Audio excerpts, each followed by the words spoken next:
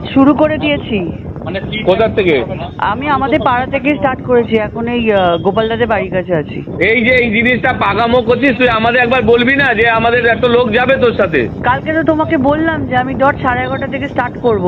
তোকে আমি বললাম যে তুই আমাকে একবার জানাবি, এই পাকামি কিন্তু করিস না, তারপরে কিন্তু অন্য ছেলে পেলে থাকবে, তখন কিন্তু হয়ে যাবে, তখন কিন্তু তোর বলবে আমার সুরক্ষা নেই, এই নেই।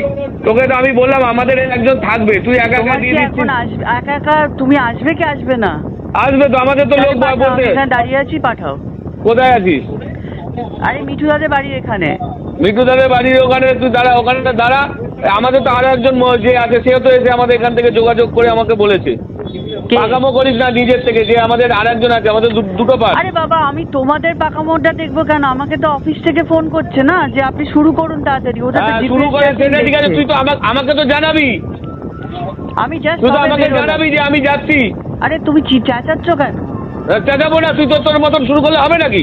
আমি তো আমার মতো শুরু করছি না, আমি ইসিআই যেরকম তুই জানিয়ে দিস। তুমি বেশি পাকামো করবি না কিন্তু, আমি বলে দিলাম। বেশি এখানে পাকামি করবি না, আমি তোকে ভালো করে বলে দিলাম।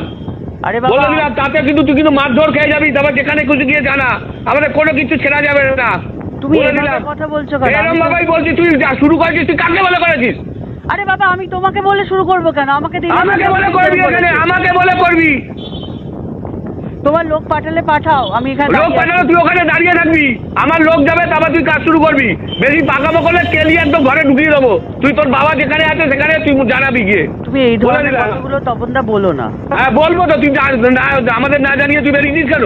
আরে তোমাদের কালকে তো বলে এলাম, তুমি কোথায় বলতে আমি বলেছি না তুই বেরানোর আগে আমাকে জানাবি? বেশি পাকামো মারবি না, তুই আমি বলে দিলাম। দেখো সম্পর্কটা যেন বজায় থাকে।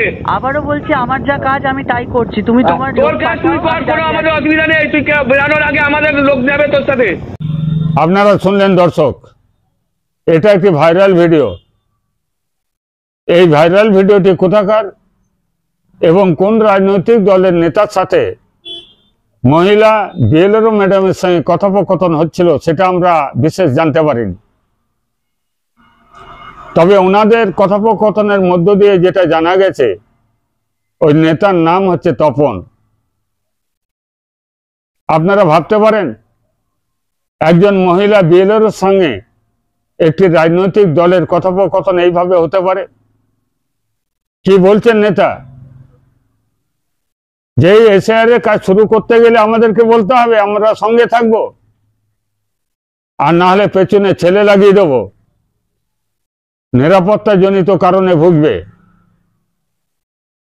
আমাদের কথা না শুনলে পেন দিয়ে ছাল তুলে দেব, আমাদের কথা না শুনলে পেন দিয়ে বাটা মুড়িয়ে দেব। আর কোন বাবা আছে ঠেকাবে? এই ধরনের যিনি এসআইআর এর কাজে লিপ্ত, আমাদের দেশের স্বচ্ছ ভোটার তালিকা তৈরি করার কাজে ব্যস্ত, সেই ধরনের একজন মহিলা ম্যাডামকে এই ধরনের ভাষা ব্যবহার করে হুমকি দিচ্ছেন। এর নামই গণতন্ত্র, এর নামই হচ্ছে পশ্চিমবাংলা। আমরা বলি, আমরা মুখে বলি গণতন্ত্রের কথা, আমরা মুখে বলি স্বাধীনতার কথা, আমরা মুখে বলি দেশের সংবিধান মেনে চলার কথা, কিন্তু কার্যত এইগুলোকে বাইপাস করে আমাদের মতো আইন তৈরি করব, আমাদের মতো করে দেশ চালাবো। আমরা দেশের মানুষকে যা বলবো তাই শুনতে হবে, তাই করতে হবে।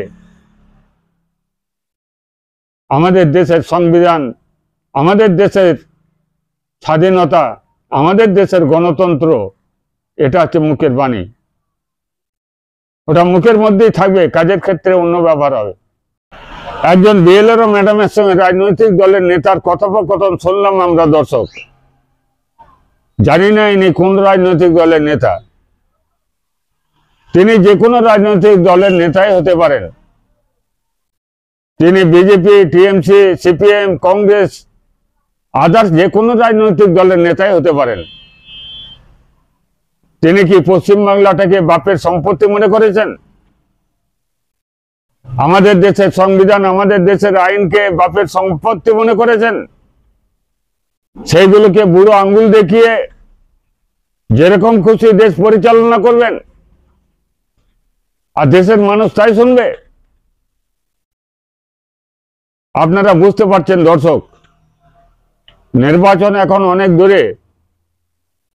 একজন বিএলআরও ম্যাডাম যারা সংবিধানকে মেনে সংবিধানের কার্যক্রম বাস্তবায়ন করার জন্য কাজে অংশগ্রহণ করেছেন, তাদের সঙ্গে রাজনৈতিক দলের নেতার এই ধরনের আচরণ, এই ধরনের ব্যবহার, তারা হুমকি দিচ্ছেন। এর প্রতিরোধ হওয়া দরকার, এর প্রতিবাদ করার দরকার। আপনারা যারা হদিস টিভি দেখছেন, আমি মনে করি এই প্রতিবেদনকে বেশি বেশি করে শেয়ার করা দরকার, মানুষের কাছে পৌঁছে দেওয়ার দরকার, সর্বত্র এর প্রতিবাদ হওয়ার দরকার। আপনারা যারা হদিস টিভি দেখছেন, আপনাদের গুরুত্বপূর্ণ মতামত হদিস টিভির কমেন্ট বক্সে অবশ্যই দেবেন। সকলকেই হদিস টিভির পক্ষ থেকে নমস্কার।